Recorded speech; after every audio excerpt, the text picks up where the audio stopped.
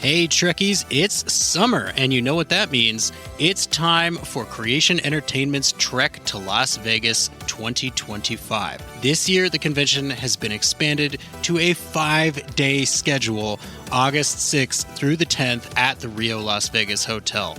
Meet all your favorite Star Trek pros in one place, and hey, maybe you swing by Vic's Lounge and you see our panel. It's a great way to meet people in person and have some fun with your fellow Trekkies. If you can't make it to Star Trek Las Vegas, of course, there's also other events around the country this year. Trek to Orlando, August 23rd through 24th. There's the Trek to New Jersey, September 6th and 7th.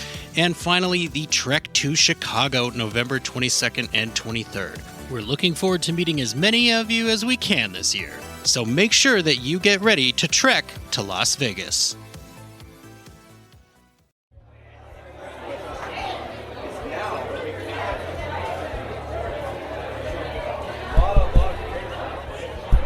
Is this thing on?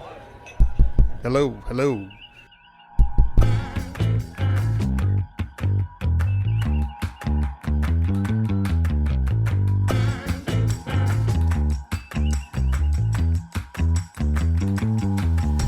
Welcome to Open Pike Night, the Strange New Worlds podcast where your personal logs are the prime directive. Season 2 of Disco Inferno. I will be your host tonight, and I, of course, am Jesse Bailey, here tonight with some great callers on the stage and waiting in the wings, as well as with my co-host and the only Open Pike Night guest to have ever been on an actual away team, comedian Thom Tran.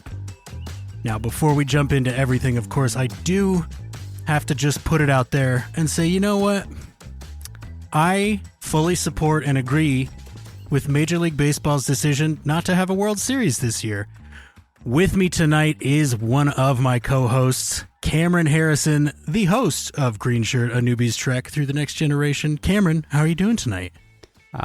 Still trying to understand that reference, but doing well. Thank you. Same. I was just about to be like, wait, what's happening? Series. Look, for some of us, the season is over, okay? And we've no motivation to watch the Yankees play the Dodgers in the friggin' World Series. Oh, you watch sports ball. Okay. You have a team. That's all that matters to you. Gotcha. Yes. Oh, yeah, I see. You give a shit. That's true. I married into a fandom just like my wife did with Star Trek, except she was into baseball and a little team out of San Francisco. So we're just going to not watch the series this year, and it's going to be fine. But see, my sports ball is I just came from playing Rocket League over on the PlayStation, which I just discovered and am now addicted to. So that's the ball I'll be sporting. You know, wait, so I live in Los Angeles, and I feel like I should know that the Dodgers are going to the World Series. That's happening? That's what's going on? Yes, sir, it is. This will be their first chance in a while to win a real World Series that's not truncated. So this town is going to be fucking obnoxious. Whether they win or lose, this town is going to be obnoxious. I saw a great tweet, which is what I still call them, that said, I'm really going to miss Clayton Kershaw this year because he was always there to hold the Dodgers back, and now they might win. So I promise we'll stop talking about sports. That's not what we're here to do.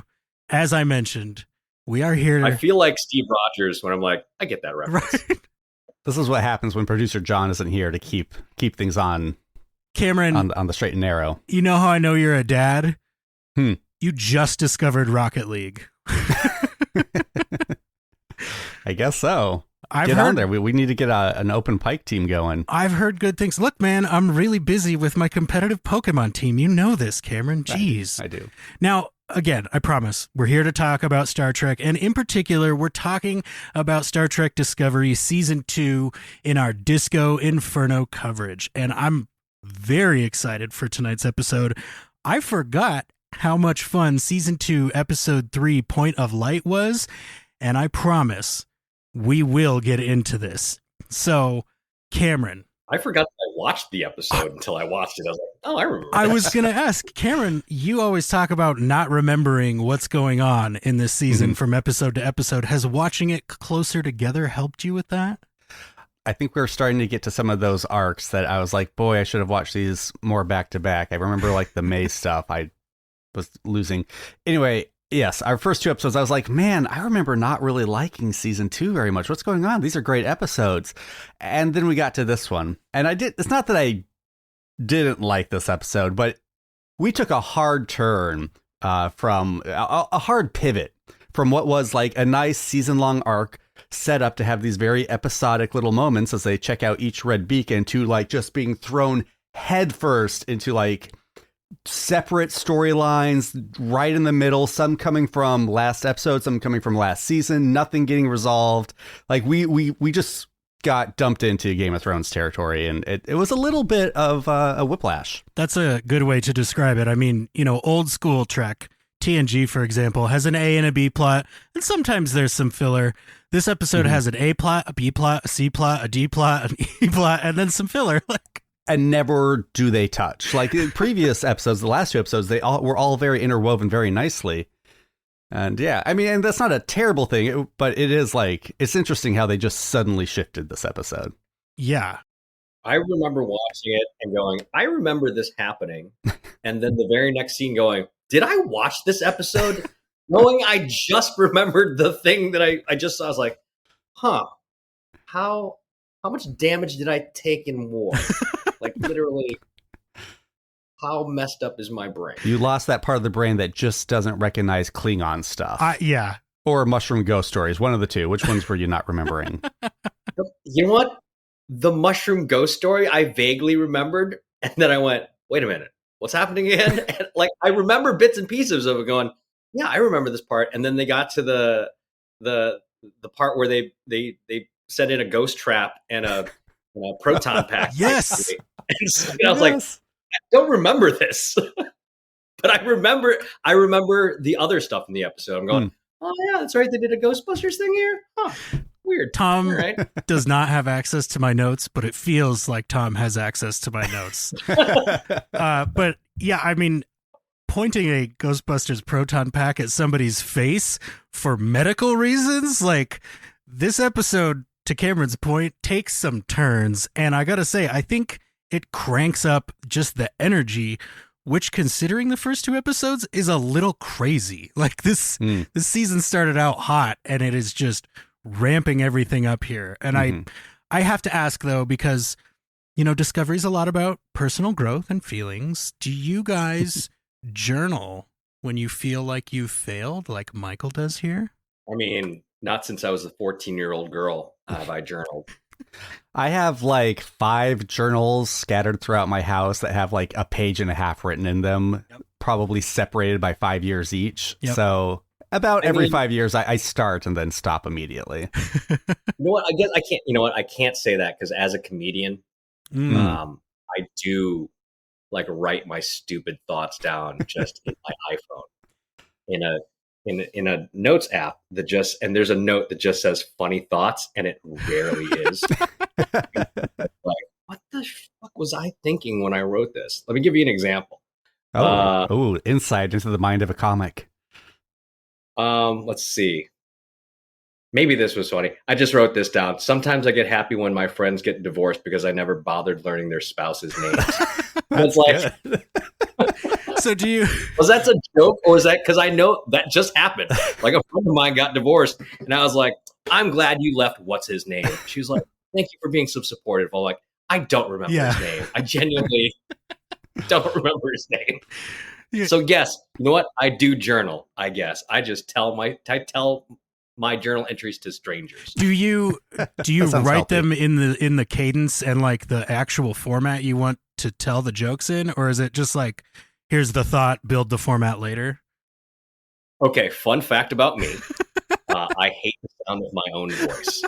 So when either I'm learning lines for a script or I'm writing a joke and I do it out loud, and this is the God's honest truth, I do it as James Kirk so that I don't have to listen to my own voice when I'm doing this. And then I find the cadence that way, which is weird because that's not how I talk, but that's how I think I've learned to learn the lines, especially when I was like first moved to Hollywood and working on, projects where I have to learn scripts and I've got to learn like the other people's lines too. So I know what I'm doing.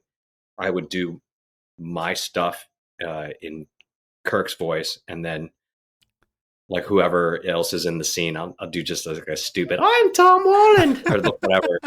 I thought it was going to be Scotty or Bones, but okay. No, I'm Tom Holland. You do Oliver Twist. Okay. Now, it's interesting to me that you use that specifically like a cadence tool to remember it in pieces, because if I'm not mistaken, Shatner used that cadence to help him remember and stand out when reciting Shakespeare. So it's, I mean, you're basically William Shatner, right? Like, same guy. Or Michael Myers with a mask. Yeah.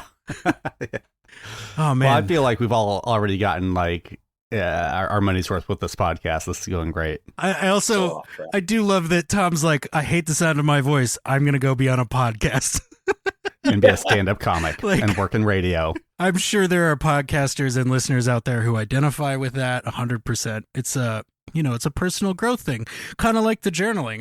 I'm in the same place as Cam. Like, periodically I'll get really cool looking journals as gifts, and I have never filled a journal in my life. Like, I put show notes in one for, I don't know, 3 weeks, and then I was like, you know what, my phone would be way easier for this. So yeah, I mean, journals make you look cool to have around your house, right? And just put that bookmark like halfway through. I think that's the way to go. Listen, as an former Apple employee, as you can tell by the hat, if you use your phone to journal, this is the tech, the Apple tech coming out to me. Please, for God's sake, back up your phone. Yes. Kirk Hammett of Metallica fame famously recorded like 200 riffs into his phone and then didn't back it up. And then the phone got lost or trashed or something, and he lost all that. We lost hours worth of Metallica because someone didn't back up their phone. Some random pawn shop has hours of Metallica unheard music lying in a display case. I'm just putting that out there. Please back up your phone, especially if you're using it to take notes. Man, that sucks. But I hope that he learned his lesson. And I got to imagine that whoever found that didn't know what it was, because otherwise it'd be on Napster by now, right? Oh, timely. Not if Lars has anything to do with it. No, he has to wait a little bit longer to get his new bar. That I can't. All right, let's move on from Metallica, as much as it pains me. Well, let me get my big complaints of the episode out. I was going to say, I feel like you have things you need to complain about for this, Cameron. Because we are entering what I remember about season 2, which is just like the frenetic pacing for no reason. Like, we start this episode so strong. Like, we just got the Strange New Worlds clip that's presumably the opening of season 3. Like, this episode starts that intense, but not really. Like, nothing intense is happening, but that camera is flipping around. Like, they've got some camera rigs that are very impressive, that add a lot of value and budget to the show, but I don't know why they're using them like this here. I don't know why the half marathon is being run during a rave. What is happening? Well, you know, when you have time, you got to take the time.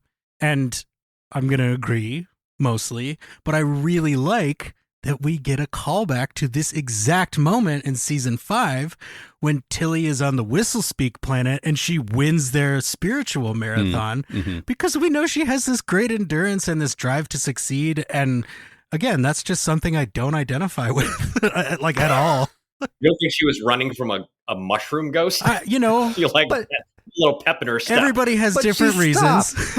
She stopped and had her own personal previously on conversation with that mushroom ghost for like a solid 30 seconds to a minute and still beat her personal best. Like, how did that happen?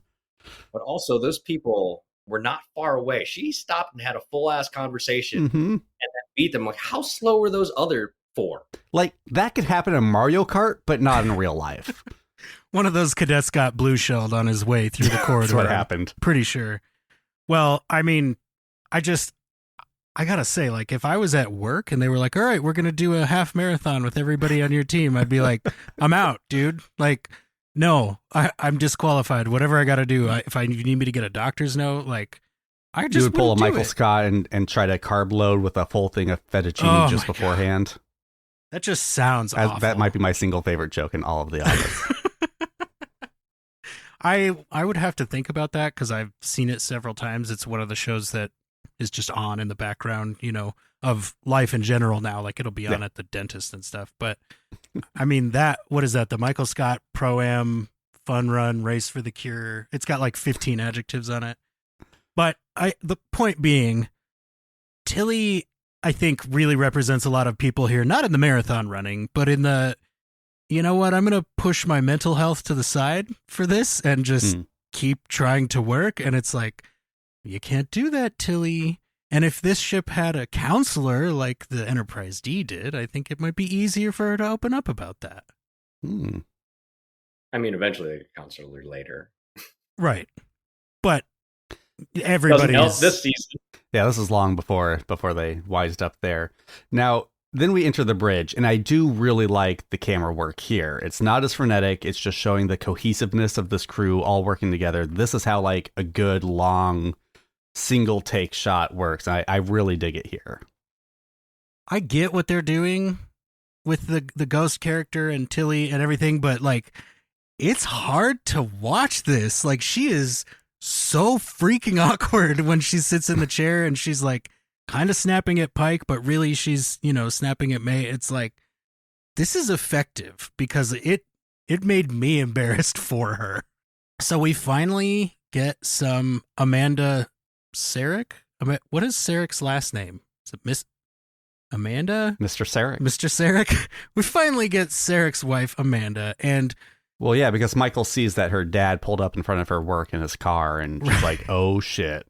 It is the smoothest looking Vulcan ship ever. Like, it's that old school design, but it's just a little bit cooler than we're used to. Like, that's totally a Sarek thing. But I really like that this is definitely the same characterization of Amanda that we get in Strange New Worlds, right? Like, she's super smart. She's very aware of her surroundings. She's very competent. She's able to wield subtlety as a weapon when she needs to. Like, this is Amanda in Mama Bear mode, and I love it because she does this so well.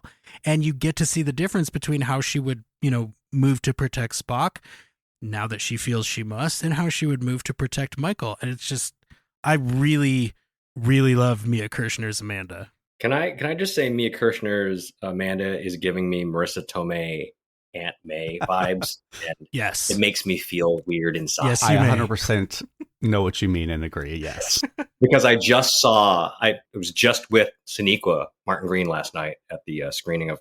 Oh, by the way, I was with Sonequa Martin Green last night.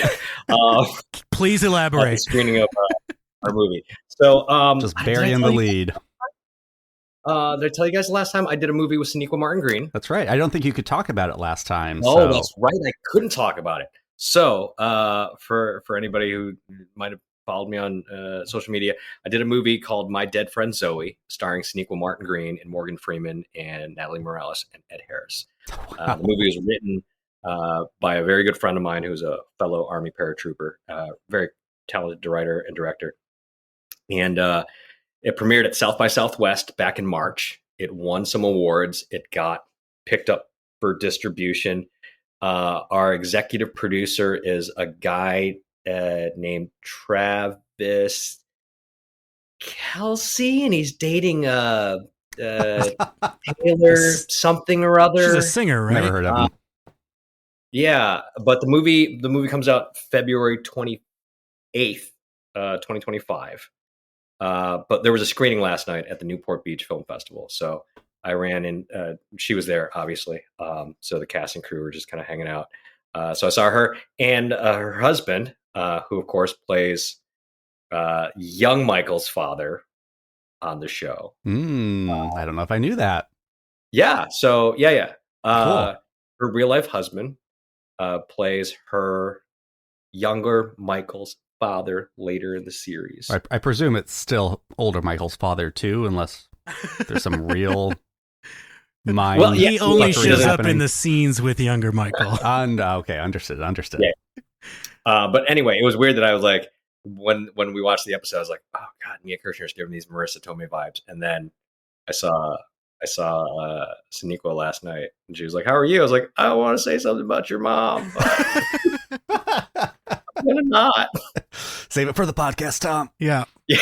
Yeah, you Save guys, it for the white dudes. Tom is low key one of our most famous friends ever. Like, not only was he in this amazing movie that we cannot wait to take a look at, he also went to William Shatner's most recent birthday party. Like, this guy I played it. This guy is full of cool stories. You really should be following Tom on social media. 100%. Yeah, we played Bill Shatner's birthday party in March, because the producer of the movie I did, My Dead Friend Zoe, is the producer of the documentary You Can Call Me Bill. Ah, yes. It was a Legion N film, so we'll talk about this after we talk about the episode. But yeah. I just want to say, Mia Kirshner, definitely Marissa Tomei vibes. Yeah, I mean, I think one of the best gifts Discovery and now Strange New Worlds has given us is expanding on the character of Amanda. She has always kind of been this fascinating character just off to the side, and fleshing her out has been great. I mean, as much as like all of the retconning of Spock's past is a little like, okay, I guess we're doing this now. Like, her story is what I'm super interested in. And like the moment she walks out on Michael near the end, I was like, just give me Star Trek Amanda right now. Like, I was like, she is a G. Yeah. She is. I want to follow whatever she's about to go do. It's like, I'll take care of this, and just walked away. I also got like traumatic memories of my mom just going like, I will go fix whatever you just fucked up. Yeah, Amanda walking away like that. There were two great walk away scenes and lines in this episode. So Amanda just going, I'm going to fix this. And the last scene with Giorgio. Oh man. When what's his face was like, you should work on your recruiting skills, and she just goes, don't give me notes, and fucking walks away. I was like, baller. Yeah. Baller.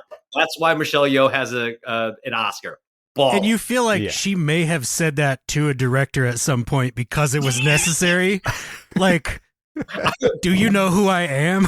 Like, I definitely got those vibes too. I'm sure she's very like, don't give me notes. Humble, but like, I mean, if anybody has earned it. Yeah, I think my note for that scene was, I forgot how much fun she is to watch as Giorgio, and I am so excited to see the Section 31 movie.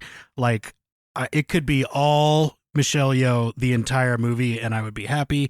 We happen to know that it's not, and we may have another interview coming up with somebody from that movie. Just throwing it out there. So, you know, I'm really glad that we're getting into this part of the episode. You guys, we have to talk about Disco Klingons, because Cameron, you know I love Disco Klingons. You know I love Disco Klingons, and this is where they made the jump for a lot of fans. They gave them their hair back, and they gave them some swords and some cool stuff to do. They introduce us to Admiral Retcon. Oh, it'd be Retcon, but I'll forgive that. There we go. But I do really like. Is that one of them? We could go all night.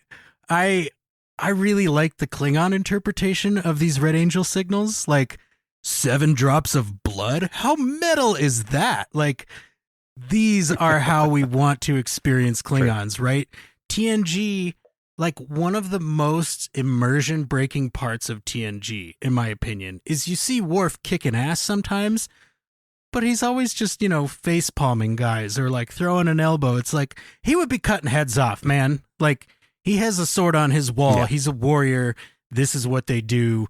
Please let this happen. And let's talk about L'Rell, okay?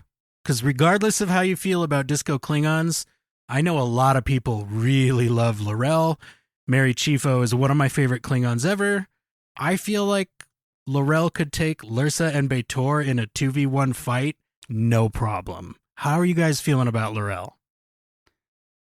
She's fine. What? I know. Look, I mean, as soon as we started with like the Klingon previously on this episode, I was like, oh, right. That's right. Season 2 did not forget about one of my least favorite subplots of season 1, which is the Voke Tyler nonsense. Like, even this, like what they explained in the previously on, that he is actually Tyler, is completely like undone in the first scene with him where he's saying, no, I'm not. But then later in the scene, he's referring to himself as Voke in the third person, even though he wants to be known as Voke. I'm very confused still. Yeah, I watched that whole subplot just had me going, I don't Yeah. Thank you, Tom. It was like, how much twisting and tying do we have to endure for this nothing subplot? Yes. Like it maybe it's the nerd in me just going, this makes no sense. This is what was that James Bond movie where they had an Asian guy that like altered himself to look like a white guy, or was it the other way was around? Sean Connery altering himself to look Japanese and fuck. No. I think it was a Timothy Dalton. Oh, one, really? Where the bad guy was North Korean. Yeah. I haven't gotten So to the Timothy bad Dalton guy- on my rewatch yet, but okay. Yeah. He was North Korean and he had himself altered to look American or white, Sure. I guess. And the whole time I was like, this subplot reminded me of that. And I was like, oh, this was the shit bond. These were the shitty bonds. Shitty bonds. Nothing against Timothy Dalton. He's great in Penny Dreadful. But wait, not Penny Dreadful? Beautician of the Beast, I think is what you're thinking of. No. It's the DC show. The one with Brandon Fraser. Never mind. It doesn't. Okay. Well, and we'll cut it out, even though we'll lose my great Beautician of the People Beast are joke. screaming at their iPods right now. I mean, I think that counts as engagement, so we're happy to keep it. All right, so our friends over at It's Got Star Trek always call this character Clem Fandango, and for me, like that helps me not worry about him quite so much. But all of season 1, I was like, why do we have this character? I don't care about Ash Tyler. Like, Voke was good. L'Rell is good.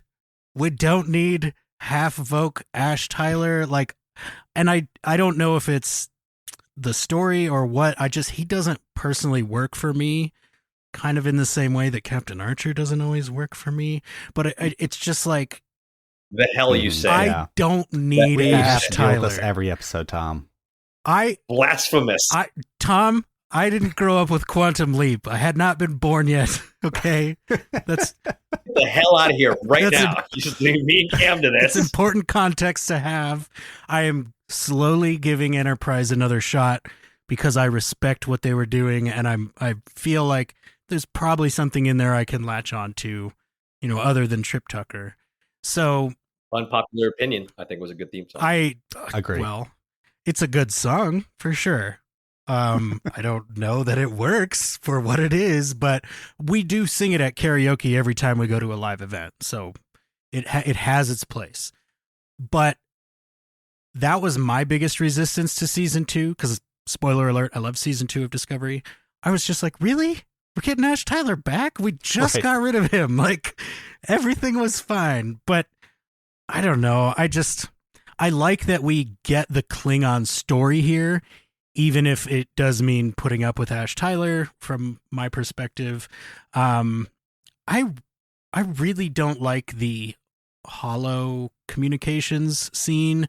I think for me it's because it feels too Star Wars, but I actually really like when they just do that split set Mhm. where it's like Yeah. you're seeing both locations at once. That works. Just do that. I get it. I don't need a holo projection. Also, why is his like green and blue and Michael Burnham's is in full color? Like, it either works or it doesn't as a technology, and I'm glad they kind of end up getting away from it for the most part. They don't have 4K yet on Kronos. I just love when I mean, clearly. Voke is like, why do you insist on speaking English to me? He says, speaking English. Right. it's Maybe yeah. your point is getting undercut there, buddy. Well, and it's arguably a little confusing because in this show specifically, they've done the whole like, what is that, 13th Warrior, where like things slowly start changing to English as he understands the foreign language, right? Yeah. So it's like, I liked that, but now it's being confusing. And then he says Federation Standard, and then he just calls it English. I'm like, dude, you're not supposed to do that in Star Trek. You call it Federation Standard or you don't mention it. But I do think this character is mentioned having been from the House of Kor, which is a throw forward to one of the most infamous TOS Klingons, which I think is pretty cool, but I don't know, like, I like the Klingon stuff. For me, the Ash Tyler of it all kind of makes it not hit as hard as it could for me, I guess. But thankfully, Mary Chieffo is there as L'Rell to bring me back in. So I'm here for the ride. I'm pretty much there, with the exception that, like, it did feel like I was suddenly being dropped in the middle of something in the third episode. I was like, okay, if we're going to get into like this Klingon cloak and dagger stuff, like let's ease into it, not just dangled head first. Which is weird because, like, on the Federation side, we don't ease into anything. They call up this admiral and they're like, hey, so we think something's up with Spock. And he's like, oh, Spock? Yeah, he murdered 3 people, but just chill. It's fine. We got it. Yeah, he straight up was just like, let me tell you some classified information over this unsecured line. I was like, as a commo guy, I'm like, what is wrong with you? Yeah. And like, so you casual. Know who else is in the room? He's like, there could be 2 people standing just off camera. It's like, dude. Well, my thing is like just how calm they are, going from like, oh, we think Spock has self-committed himself to a place, to now he's wanted for murder. And they're like, oh, okay, this is a slight wrinkle. The casual nature with which that news gets dropped, and then everybody's kind of lukewarm reactions to it. I mean, sure, they're all defiant, right? They're like, well, he didn't do that, he didn't do that. But it's also like, that's a huge thing. Like, you cannot just jump over that. Yeah. This changes the equation a little bit. Yeah. As somebody who's had to write up paperwork for incident reports, killing somebody. It's a lot of paperwork. A lot of paperwork. You don't just drop that. You don't just, the IG gets involved. There's a lot of shit that goes down when you got to write up paperwork for use of force. I'm just saying, you don't just drop it. Well, hopefully we don't. Like, hey, we got decaf today instead of regular. Like, it's not right. Hopefully we don't have too much paperwork to fill out at the end of this podcast. But before we speaking of paperwork, before people start goddamn messaging me, I was incorrect. It was Die Another Day, and it was Pierce Brosnan. Not That's right. That's right. I don't. Still terrible. Unpopular opinion. I love that Bond theme song also. Well, and I don't know that Trekkies or James Bond fans are super worried about the specifics, Tom. But we'll see what my Twitter inbox says. Another a good 15 minutes before I corrected myself. Right. We'll for people who didn't wait. We'll cut that part out just for fun. Yeah. We would never do that to you. Another thing, of course, that we would never do is be able to make this show without our wonderful callers. And there is a caller that we're going to talk about in a little bit who has actually done more prep work than the entire Open Pike Night staff for the entirety of this show. But for right now, let's hear from our friend Melanie. Hi guys, hi Tom. Here's Melanie again. My thoughts on this great episode include the following. I love Ash having to reconcile both sides of himself, and I also love Pike being like, let's ride to Spock's rescue. Without any doubt, he's innocent. Just awesome. The way he knows Spock did not do what he is accused of, well, it's just great. It tells a lot about their relationship and what they've already been through. I also like Amanda. She was great. I love her with Michael and with Pike. I like how Pike allows Michael to hide behind his order and break into Spock's medical file. I really like the two of them and how they interact. I also share Pike's hate for the holograms. And it was like expecting Ash to say, help me, Michael, you're my only hope. Anson's voice seems a bit more husky than usual. Perhaps he had a cold, or it was meant to be like that. I mean, what he can do with his voice is just amazing. Just watch Batman and Justice, you'll see. Tilly and her half marathon while being possessed, awesome. Well, I still don't get over how the Klingons look. It's more scary, but, well, I just have to accept they look like this in Discovery. Has there ever been an explanation? So that's it from me. What do you think? Take care and live long and prosper. Thank you, Melanie. And there is an explanation, and that is we do not discuss it with outsiders. Yes. See? This is why you're here, gotcha. Tom. This is why you're here. Is there an explanation why they sound like they have those like 5-cent vampire teeth in their mouth? That's what I'm caught up on. it's because they have 5-cent vampire teeth in their mouth, okay. Cameron. Understood. Like, I mean, come on. Like, the Ferengi all sound like that because of the prosthetic teeth, right? Like, this is clearly a prosthetic teeth thing, in my opinion. Like, they probably had to re-record a lot of Klingon dialogue. Probably. One interesting thing about this episode, I mean, another interesting shift this episode takes from the last two is after the first two episodes really seeming to build Pike up as the second lead of the show, he very much takes a backseat in this episode. He does, but kind of Michael Burnham does too. Like, Yeah. I mean, arguably, this is not a heavy episode for any of our, quote, main cast, Mm-hmm. because a lot of time is spent with Tilly and with the Klingons. And it's, again, I'm cool with it, but I'll also point to the people that are like, oh, the whole show's only about Michael. It's like, no, go back and watch it. It's about everybody on the ship, and sometimes not even these people, really. But Mhm. one thing I really love about Melanie's call is that she's not only mentioned, like, all the stuff that we mentioned, we're on a lot of the same pages, but she's not afraid to be on the opposite page. And that's what I love so much about making Open Pike Night, is that everybody gets to bring their own book, and we're going to read a little bit out of all of it as we go through these episodes.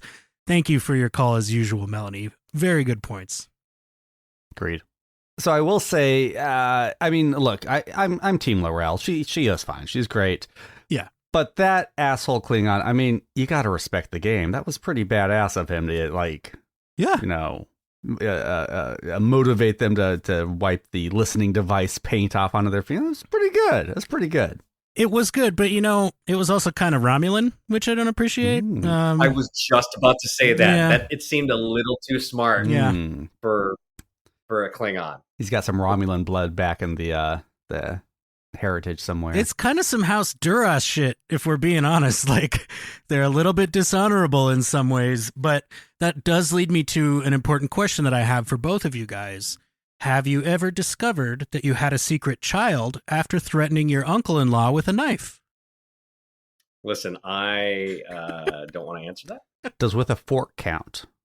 I'm just going to take that as confirmation from both of you. Okay. Fair. Tran's a popular name.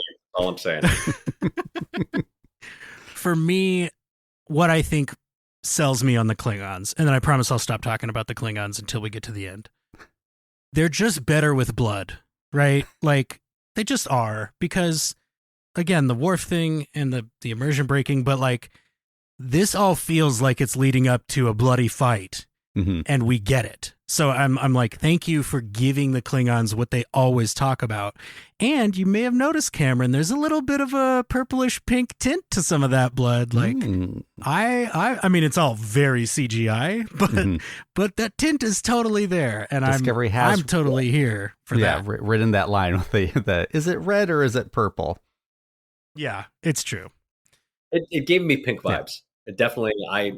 I was like, there's a lot of Klingon blood, and it all looks kind of pinkish. Yeah, it's a way around the censors originally, if I'm not mistaken, like to keep the rating of the movie lower than R. But, you know, if you have something like that exists on screen, I'm fine with choosing to stick with it. Now, speaking of sticking with it, this next caller has already sent her calls for the rest of season 2 of Discovery. She planned further ahead than any of us here at the show has ever planned ahead for a single episode. She is done. Her homework is finished.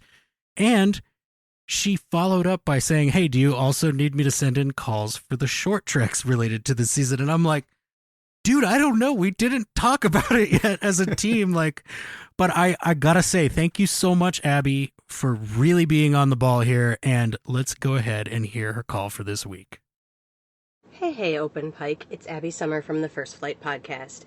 I really like Point of Light. I find that it's an interesting connective piece to a lot of the story in early season 2 Discovery, but the part that stands out for me over and over again is Amanda and her fierce mama bearing. I absolutely adore it. And the conversation that Michael, Amanda, and Pike have, where he goes, was she always this bossy? And she goes, on Vulcan we call it persistence. And yes, she got it from me. Love that. That's an eternally good Star Trek quote. And I think that this might be my favorite portrayal of Amanda across all of the series. So I really wanted to call that one out because as a mom myself, I feel that one in this episode. Yeah, this is a great episode. The more I watch it, the more that this one rises in my estimation. So I can't wait to hear your thoughts, and I hope you all are well. I think we all agree Amanda's a baller. Mhm. Yes. Mhm. And I have to explain to folks in case you don't know, we don't listen to these calls ahead of time. So parallel phrasing, like similar points being made, that's just the Trekkie fandom all showing up in the same space. Like the Mama Bear quote, all of that stuff. Like, Abby, thank you for continuing to be one of our most consistent and insightful callers. I'm really excited to hear what else you have to say for the rest of this season. It's going to feel suspicious if somebody references Marissa Tomei, though. I mean, that's fair. But we actually have two Mama Bears in this episode, right? We do have Amanda Sarek, and we have Amanda, Mhm. and we have Laurel. And at the end of it, she tells every Klingon ever, I'm your mom now, and you will refer to me as such. But she's also a literal mom here, okay? And I get it. Like, I understand why they did it. I'm just going to come out and say it. I don't think we needed a dead baby Klingon head in this episode.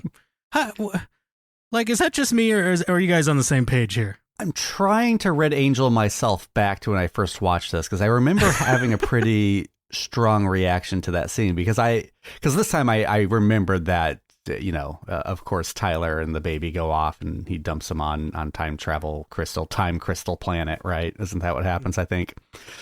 So, but I think the first time I was like, oh shit, did Michelle Yeoh cut these people's heads off? I don't know. It worked for me. It was a big swing and I was there for it. It's Klingons, like you say. When, Yeah, but like, did they need a severed baby head? Win on Kronos.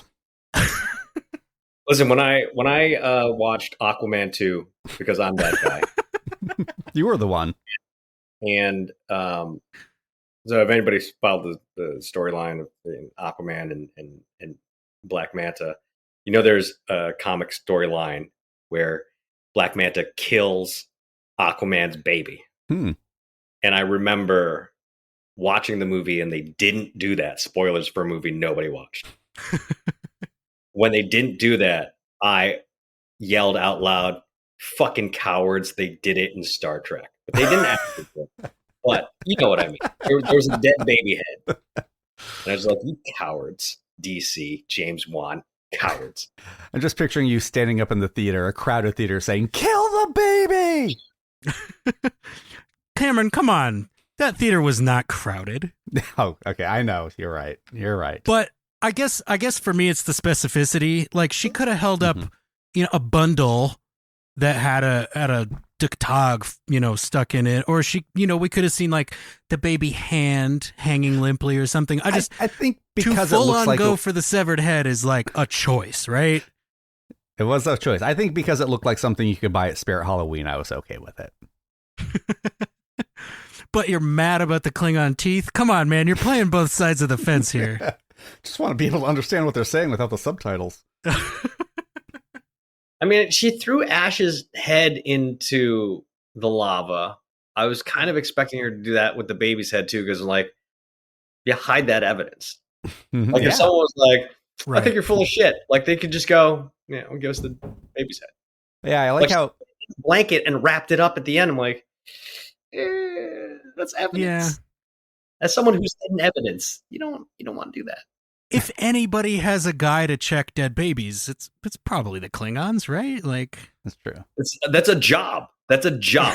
It's like warrior, cook, medic, dead baby hider. Yeah, it's unfortunate, but it's it's another culture, and I want to respect their beliefs. That does bring up the age-old question of like, what are Klingon blue-collar jobs like? Like the Klingon carpenter. What are they like? The Klingon deli worker. Well, have you met the Klingon cook yet? Oh, yes. Apparently, I just watched came... the last episode of the Klingon restaurant in DS9. You're right. He is great. But it's interesting you would mention it because, like, there is a moment in in DS9, and I don't know if you've been there yet, but we do have an older Klingon lamenting some of that change in the Klingon culture. Like, we have people that have jobs like this now, and they're serving food to the children of men I killed. And it's like, DS9 is so good, and I can't wait for you to be all the way through it. I can't wait for DS9 to dig more into the Klingon culture, because I've always loved the Klingon culture, and I feel like DS9 is going to do it justice. They really honestly do. I have an intense connection with those Klingons who have those blue collar jobs, because as an Asian who is a general disappointment to my family and my ancestors, because I am not a doctor, a lawyer, or an engineer, and I tell dick jokes for a living. Like, I feel like I am one with those Klingons who are like, dry cleaners and lawnmowers. Like, someone's got to do that shit. That's who they are, and those are my people. Someone's got to mow the lawn. Someone's got to tell those dick jokes. Which on Konos there are twice as many of those jokes, but I have to wonder, like, you could write that down in your notes, Tom. Put that. Is there comedy on Konos? Do you guys think so, or is it just like all opera? If there's opera, there's got to be stand-up comedy. There's Right? two sides of the mask. I was explaining to a girl I dated once that Klingons had two penises. It was like, you're a big Star Trek fan? I was like, That's the weirdest. You didn't have to specify that I dated once. Once you said the final part, we knew that it didn't last. Yeah. It wasn't my fault. You say it like it was my fault. Okay, what number date was this that you were explaining this, Tom? Because we'll determine fault based on that. Number 2. Oh, nice. Thematically appropriate. Well, I mean, on our first date, she was like, why are they called Decepticons? How do we know they're the bad guys? I'm like, because they're called Decepticons. Yeah, it's in the name. Yeah. But, Put up with my nonsense for a minute. Well, to play devil's advocate, the Autobots are deceiving people too. It's just that That's true. They have more friendly disguises, I guess. Yeah, I did always wonder, like, why are they the Decepticons and the Autobots aren't like the honest bots? Right. Like, because they all have to hide. They all have to hide, Cameron. It's a metaphor for something. I don't know, man. Look, this is not a Transformers podcast. Oh, shit. This is a Klingon dick joke podcast, and I think you know that, Cameron. Does anyone look more badass just suddenly appearing out of nowhere, killing a bunch of Klingons, and removing a hood than Michelle Yeoh? No. And you know how I know that? Because La'an in Strange New Worlds is wearing this exact hood in the season 2 premiere when she's infiltrating the Broken Circle. You're right. Where her plan is to show up out of nowhere and kill some Klingons if necessary. Oh, and you're right. I loved it. I love that scene. I love that episode. But dude, nobody makes an entrance like Michelle Yeoh. Are you kidding me? Mm-hmm. Like, this was so good. And we just had this totally badass throwdown with all these Klingon warriors. Ash Tyler, this might be the most respectable he's ever been to me. I just, and then Giorgio comes in and she's like, actually, I'm cooler than everything that just happened. And it's really impressively effective. Yeah, I do like how L'Rell's plans seem to be like, all right, come to my house and we'll talk terms. We're just going to fight to our death. Like, no deception there. Just, we're just going to fight. We'll probably die. Because she's not a Romulan. Yeah, that's true. That is honorable. We've got 2 more calls to get to tonight. One of them is somebody you'll definitely recognize, and the other one is somebody you'll probably recognize unless he's modulated his voice again or chosen this as another opportunity to attack your humble hosts, which I gotta say, I'm totally here for, and I kind of hope he does. Let's hear from Platty. Hey there, Open Pike Night. This is Platty M3 calling in with my hits, shits, and giggles. Alright, hits. Look at Michael putting that xenoanthropologist degree to good use. And her parents thought it'd never amount to anything and she'd just move on home. Also, while I'm never going to be Section 31's biggest fan, damn, that ship looked awesome and quite functional on the inside. It was a hit with me. And speaking of hits, sounds like Michael delivered one hell of a blow to Spock back when they were kids. Yikes, man, thus deserving the emotional hit from Amanda in this episode. Now on the shits. Is it me? Have they just cured epilepsy in the future, or is having to avoid a seizure during a half marathon part of the command training program? That was a weird no lighting choice for that run. Now, also, Jesse, please don't react. Science needs our help. I can only turn to you, or maybe Einstein. How come these 7 points of red light appeared tens of thousands of light years apart, yet everyone saw them in their home system at the exact same time? Trying to figure that one out. All right, giggles. I only got one, and it was in the previews because, of course, they had to put the Klingon nipple scene in here on the previously on clips, because how else would anybody else know that those two banged? All right, Platty M3 signing off. Platty, this is actually a really easy answer, and I know you're going to love it. The answer is time crystals. Like, not only did they appear in space, but they appeared in time because space-time is a single fabric, as I'm sure you know. So time crystals makes it all work, and that's why they're called that. But to your point about well, I mean, you can disagree all you want. They're called time crystals. That is how they work. Are you suggesting that they actually appeared at different times so that they would all show up at the same time? Well, okay. But that honestly, I would imagine observer, but there's been multiple observers of these signals. All these cultures that we hear from are in the same galaxy, so they're all spacefaring, so they likely have similar levels of technology. Cameron, have you ever heard of the James Webb Space Telescope, my friend? Because we can see some way far away stuff right now. Yeah, so to me, it's not that big a stretch. But the point is that if they all appeared at the same time, they would appear to the telescope at different times because it takes light. Not if time crystals are involved, my friend. But there's multiple observers, so the people on Kronos would see like different ones popping up at different times. Then, I mean, unless they were all synced up to just Starbase James T. Kirk telescope. Not to get too spoilery for anybody that hasn't seen this season of Discovery, of which I assume there are no listeners that fit that description currently. But knowing that Michael Burnham set these points of light on purpose and with intention, that combined with the time crystalliness of it, it works enough for me. Okay. Like, I think the real answer, I think, for the term time crystal is that you're not supposed to ask, right? You're supposed to go time crystal. I mean, it's a flux capacitor, right?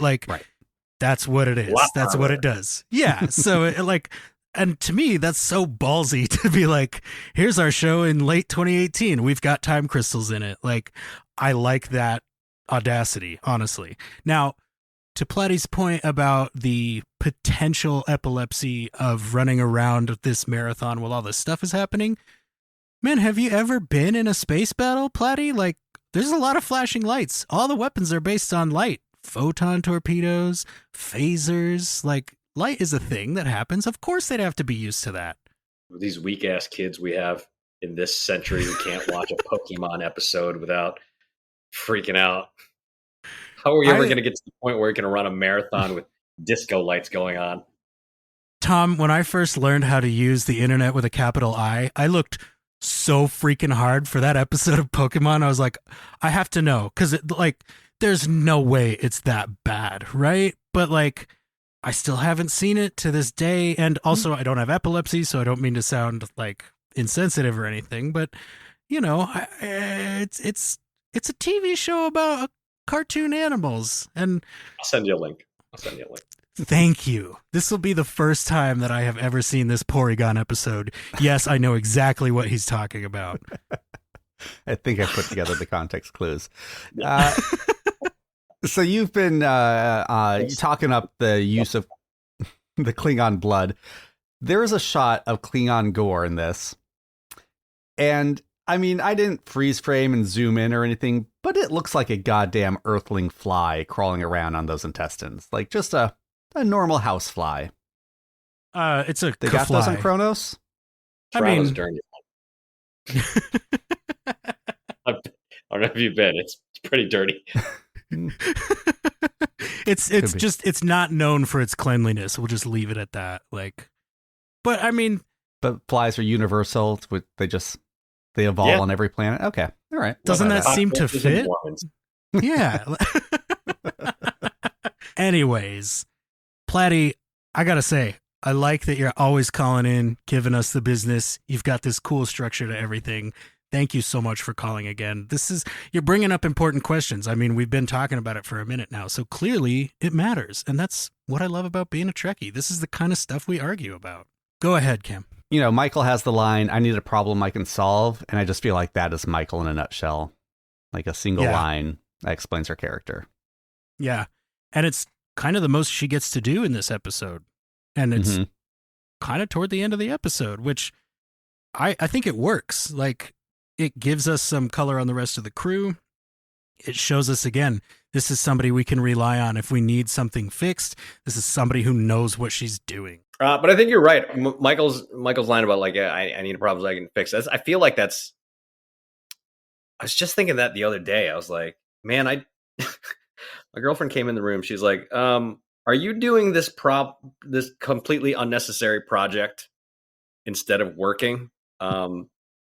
Or are you just trying to like complete something? And like, I felt Michael so much when she said that. I was like, yeah, sometimes I just need a thing that I can do, that instead of like sitting here and working out an email to somebody that I can't figure out. Like, I need to sit here and build a thing. So when she said that, I was like, I feel your girl. Completely feel. Well, yeah, it works on a few levels, because on one hand, it's just her in this moment. She's dealing with this regret and this past kind of trauma, and so she needs a distraction.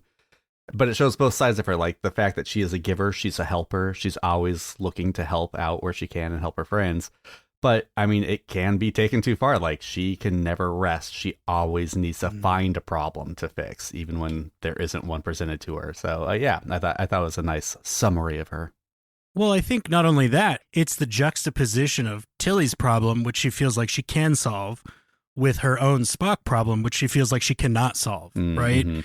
It's like Tom saying, like, there are different levels of goals that you have on any given day, right? Like, you have the long-term running goal where you're like, you may not be able to tell, but I'm totally working on that. But right now, I'm building this Lego set because I will eventually be done with it, and then I'll get to put it on the shelf, and you'll see that I finished it, right? Like, there are two different kinds of goals at least, and sometimes attaining those smaller ones can really help you build up what you need to get to the longer ones. That's why when, people tell you, if you're going to make a checklist for your day, start with stuff you're going to get done. Get out of bed. That counts. Like, if you're fighting depression, take a shower. That counts, right? Like, get dressed. That counts. Like, there's a reason that those things get recommended. It's because they are attainable. And once you take some of those definitive small steps, you realize, oh, this giant marathon, hey, callback, that I'm running is just a series of smaller goals that I need to accomplish in order to get there. Do I You guys, take a shower only because I'm fighting depression, or just like, can I do that in general? it was as a for instance, like, Okay, gotcha. when You're actually fighting depression because you took the shower, oddly enough. Yeah. it's person to person. It just takes so long sometimes because you're like, then I'm going to be completely wet and I got to dry all the way off. Then there's all those little check boxes you got to fill. Dry off, put on clothes, find clean underwear. Can I tell you how much I hate soft water? This is a thought that I had the other day. You hate soft you never water? feel clean. You never feel clean. Like, soft water, like, no matter how much you scrub, you're like, it's still soapy. I don't know. Yes. Okay. Yeah. Now I can just picture Kramer with the shampoo stuck in his hair in Seinfeld, and I'm like, yeah, it's a low flow shower head. I'm, you guys, this could be like a 4-hour podcast if we let it.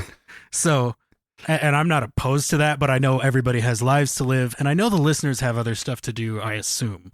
One of those things being get out of bed. Check that off, right? I mean, just to reiterate, yes, this last scene of Michelle Yeoh not walking around this bridge, but absolutely strutting around this bridge. I cannot be more excited for Section 31. I know a lot of folks are like, that's antithetical to Star Trek. I'm like, yep, that's the point of it. Like, it's a way for them to examine this utopia that they've told us so many times is real and functioning. So I'm happy to see where they go with this movie. Am I guaranteed to like it? No. But do I promise to give it a shot? Yes. It's got freaking Michelle Yeoh in it, and they used Beyonce for the trailer. Like, what is your problem? Give it a shot, people. There's a new Rachel Garrett. I'm 100% down for that. Yeah, like there's nothing about it that I've seen that's made me go, this doesn't deserve a chance. Like, Yep. And I just honestly don't understand that mindset in general. But, you know, if you see something and you go, oh, that's not up my alley, fine. But like, if you're a Trekkie, give the Star Trek a chance. That's all I'm asking. Do you want less Star Trek? No. Right, because that's how you get it. Like, Yeah. Mike McMahon told everybody, hey, yeah, letter writing campaigns after the show's been canceled are great, but I would really appreciate if you would just go watch my show right now while it's on so they can see the viewership numbers. And guess what happened? Lower Decks got canceled because not enough people watched it. And now they're like mounting a campaign to save Lower Decks. I want more Lower Decks. I'm just saying, this is like a case study in how to get more Star Trek. Please give us a chance. But speaking of songs, the Beyonce reference, there is something we have been doing, and a reason we're calling this coverage Disco Inferno. And that is because we have been bringing a song of choice to every episode that we feel the lyrics or the theme or the vibes, I think is what the children say, just seem to fit the episode for us. And because he was not able to be here with us for the majority of this discussion, we are going to go ahead and hear from producer John himself on this topic. Hey, all you wonderful listeners. This is producer John. I hope you've had a great time listening to Cam and Jesse and Tom discuss Point of Light. I really enjoyed this episode, and it definitely started some of the other storylines for season 2. One might say the goofier storylines for season 2, but also kind of the darker storylines for season 2. So there's a lot coming up ahead. This episode is a lot. There's a lot of people being lonely, a lot of loneliness from Michael, from Spock, from Tilly, I would even say. Obviously, May is having some kind of issues, and then L'Rell and Vogue are having theirs. It really just seems like everybody is seeking connection, seeking ways to keep connected. And you might think I'm going to keep us connected from the Subspace Rhapsody, but I'm not, because there's also a severed baby head. And that's when this episode starts getting a little crazy. Thank you. So I'm thinking loneliness, loneliness killed that baby. Loneliness is killing Tilly. Just everybody's loneliness is killing them, just like Britney Spears and Hit Me Baby One More Time. And that is my song pick for this episode. So everybody enjoy that, and let's hear what the other hosts have. Even when he's not here, he's a consummate professional. What a lead-in, producer John. Of course, you, as the listener who's dedicated to Open Pike, already know that we are going to be covering the 2002 box office smash hit Crossroads, starring Britney Spears, Anson Mount, Zoe Saldana, and Kim Cattrall here on the show with Ben and Adam of Greatest Trek and Greatest Generation. I couldn't build a segue better than that if I had tried, John. And also, I don't care. Baby One More Time is a banger. That's another thing that children say, right? Banger? Or no, it slaps. What do you guys think of John's pick? I think that was a stretch. I think it was a long way around. I was walking down the yellow brick road with him, and I went, "Oh, he's just going to throw me off the edge here, isn't he?" You poor munchkin. Threw a bucket of water on you. Yeah, I'm down with it. When I was growing up in my small town in Alaska, and all that was played on the radio was Christina Aguilera and Britney Spears and NSYNC and Backstreet Boys, I hated it. But now, whenever when Deadpool starts dancing to NSYNC, I am there for it.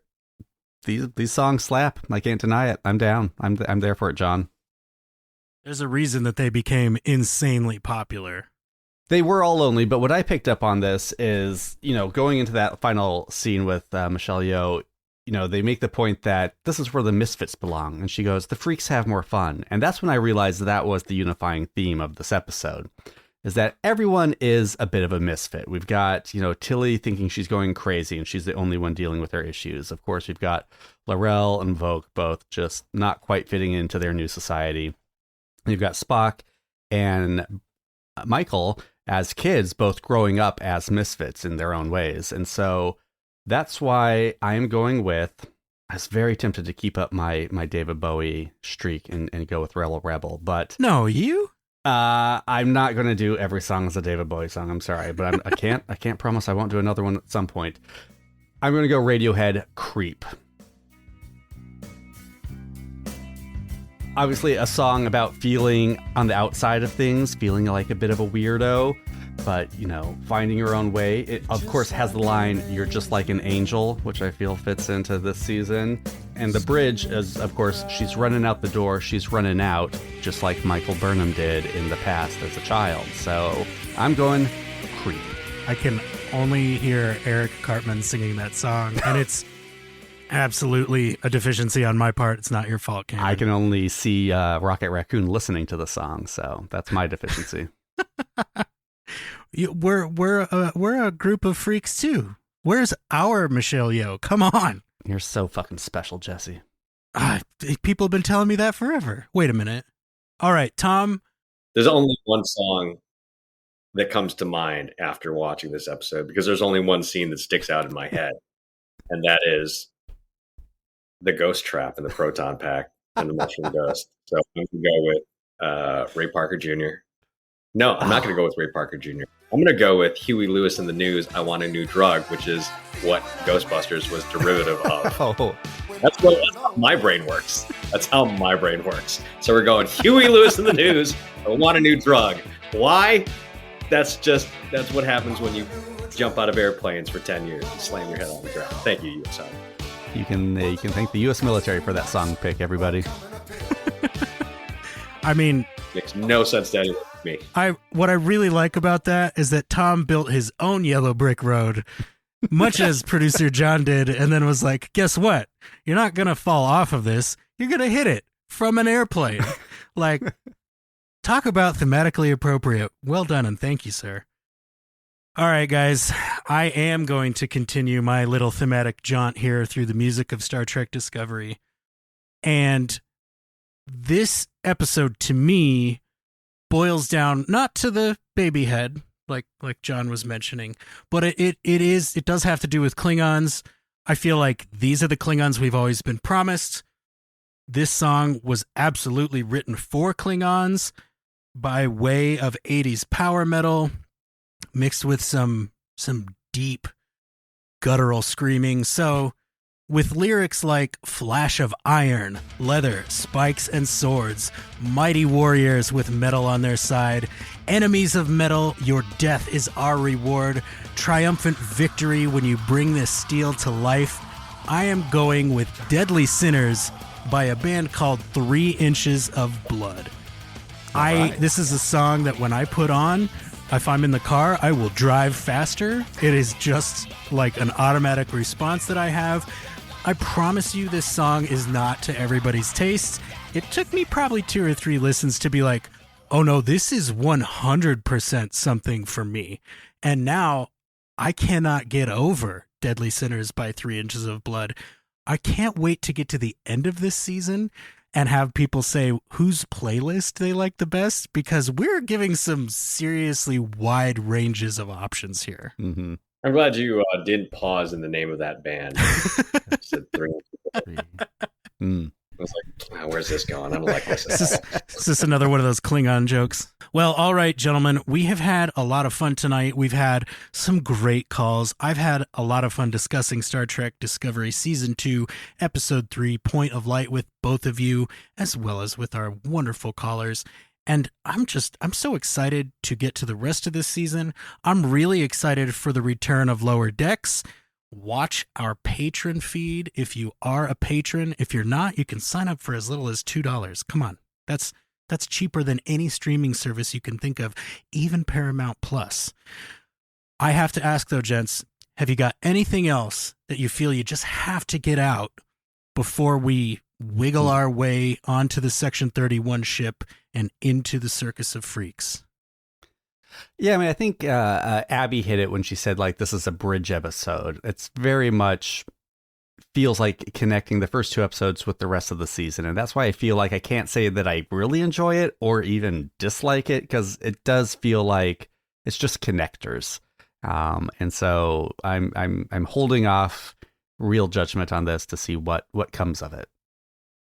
Yeah, I think this is this episode is definitely part of why I've told you, Cam, this season works better as a binge watch or as, over a few nights of a binge watch sort of a thing, because it really is, not one story, but it is one set of stories that are all, they're intertwined in so many different ways. And to Abby's point, you're totally right. This sets up so much for what's to come. And some of the stuff that's to come doesn't even get set up in Discovery. Some of it's in short treks. So it's a complicated season. I'm not going to say it's perfect, but I think for me, it still might be my favorite season. I'll have to reevaluate that at the end. But I totally agree with you. This is not a milestone episode. This is an absolute setup episode. It feels like the first half of at least a two-parter. I want to say that as someone who doesn't have kids because my pull-out game is strong, and who has spent an irresponsible amount of money on Starfleet uniforms, and it having been so many years since I've seen this season, and us having so many years of Strange New Worlds and then later seasons of Discovery, I hate the blue uniform. Seeing Chris Pike in it, it gave me Enterprise vibes, and I'm like, just don't do this. Don't do this. I don't want to see Chris Pike in a blue uniform. Just give the man his yellow sweater. Yeah, in the first episode of the season, they kind of take a jab at the Enterprise crew with like, oh yeah, real colorful, your outfits. I'm like, yeah, damn right they are. They're great to look at. Yeah. Yes. Yep. I agree that Enterprise has the worst uniforms. I'm sorry, Abby. Please don't hold that against me. Yeah, just a straight up blue with a little bit of piping. I'm like, no, that's not like. I get it. You're the sciencey ship, and you're different, and you have just don't. No. Yeah. Just give Chris a yellow sweater, gold sweater, please. And you could see where they'd want to be, saying like, well, this is part of the design lineage. They had the blue jumpsuits. This is not that much later, but I'm full agreement. I can't, especially with, we talked about it a couple episodes ago, but how much physically smaller Anson Mount is in this season because he had not yet been in a Marvel movie. It's just like, put that guy in the tightest t-shirt you have. It's fine. Yeah. All right. Well, before we get out of here, Thom, I know you're always working hard. You always have something cool on the horizon or in the immediate past. Is there anything that you would implore our listeners of yours to go check out, obviously, other than your wonderfully insightful commentary on Season 2, Episode 8 of Strange New Worlds, Under the Cloak of War? My Dead Friend Zoe is the movie that I did with Sonequa Martin Green. And when I say I did it, I was there. I was on set for a few days, and I watched the movie last night. I was like, I'm in this a remarkably small amount of time for how much time I spent on set, which is fine. I'm definitely not one of the lead characters. I was just very honored that my friend asked me to be in this movie. But that comes out February 28th, 2025. It's a great film. I mean, biases aside, I've watched it 3 times now. Even knowing how little I'm in the movie, I still watch it. Maybe I'll catch myself again. Listen, I'm going to be quite honest with you. Anytime they kill me off on a TV show, I'm like, I'm done. Like, I was on 4 episodes of Bosch Legacy this year, and then they killed me. I was like, I don't need to watch this. So that tells you how good of a movie this is. I'm like, I will watch this again and again, despite how little my face is in it, which is fine because the movie's not about me. But it's a great movie. February 28th, 2025, in theaters nationwide. I'm doing a thing. Well, can I say this yet? This will be dropping in 2 weeks.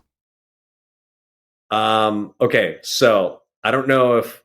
Okay, so nothing is in the books yet, but I had a meeting with.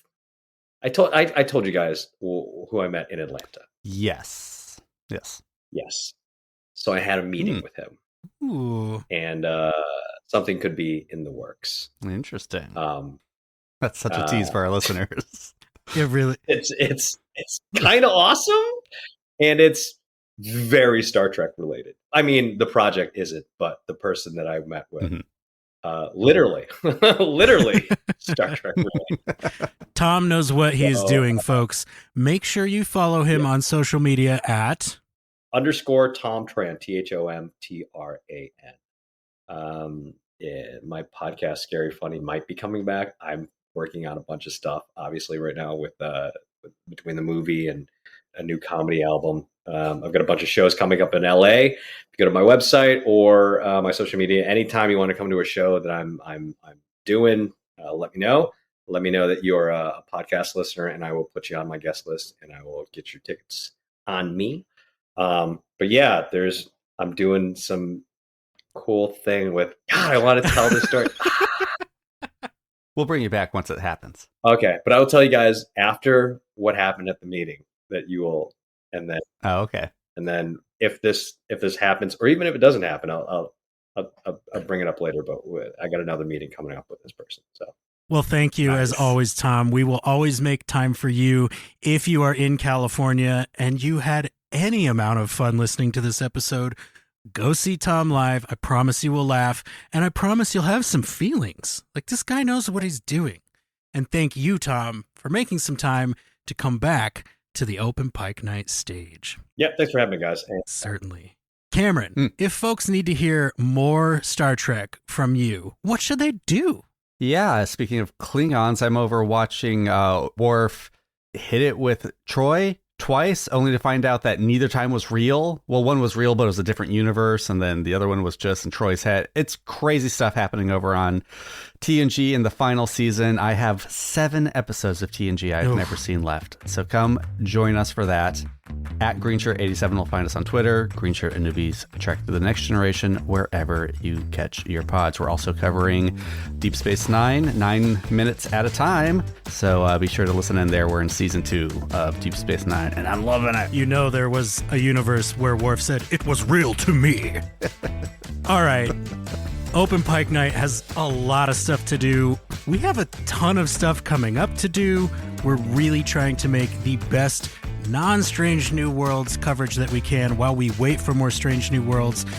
Keep your ears open for our next episode featuring Adam and Ben of Greatest Trek and Greatest Discovery. There are more interviews on the horizon. We're working hard for you guys. And thank you, of course, as always, for coming with us into the Disco Inferno. With that said, make sure you clean up after yourselves. Make sure to tip your servers. You can go anywhere you want, but you can't stay here.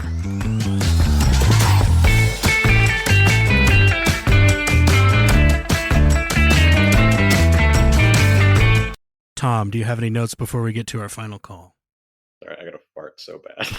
Totally leaving that in. I'm totally in it. I don't think your mic will pick it up, man. I'm a pretty good mic. And a pretty good ass.